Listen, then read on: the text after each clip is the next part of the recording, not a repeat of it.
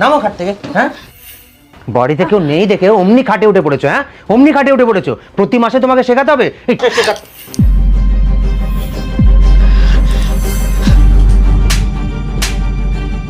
একদম চুপ, আর একটাও কথা বলবে না।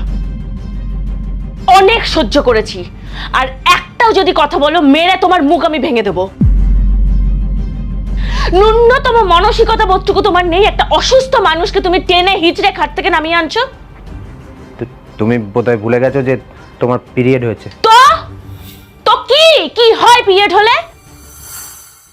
পড়াশোনা করে তুমি যে ডিগ্রি অর্জন করেছো, সেই সমস্ত ডিগ্রি দয় তুমি আগুনে পুড়িয়ে জ্বালিয়ে দাও, আর না হলে সমস্ত নদীতে ভাসিয়ে দাও।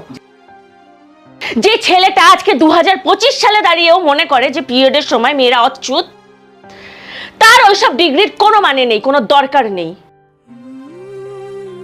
যেটা না থাকলে তোমার জন্মই হতো না, সেটাকে তুমি অচ্যুত, অপবিত্র মনে করো। দিনের পর দিন, বছরের পর বছর মেয়েদের সাথে এটাই করা হয় যে পিরিয়ডের সময় এটা ধরবে না, ওটা ছোবে না, এখানে যাবে না, ওখানে যাবে না। কেন রে ভাই? কোন শাস্ত্রে লেখা আছে? কোথায় লেখা আছে? কাজ, খাওয়া, ঘুম, স্নানের মতন এটাও স্বাভাবিক জীবনেরই একটা অঙ্গ। এটাকে নিয়ে এত রাগঢাক কিসের? এই সময় শুধু একটু হাইজিন মেনটেন করতে হয়, ব্যাস।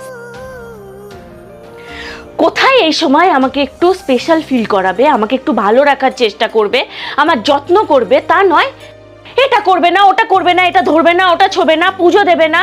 আর এই ঠান্ডার মধ্যে তুমি আমাকে মেঝেতে নামিয়ে শুইয়েছো। আজকে যদি তোমার সাথে এটা করতাম, এই সেম জিনিসগুলো যদি আমি তোমার সাথেও করতাম, তোমার কেমন লাগতো স্বর্ণ? পিরিয়ড কোনো গোপন রোগ নয়, এটা স্বাভাবিক। তাই আমি স্বাভাবিকভাবেই আমার জীবন যাপন করব।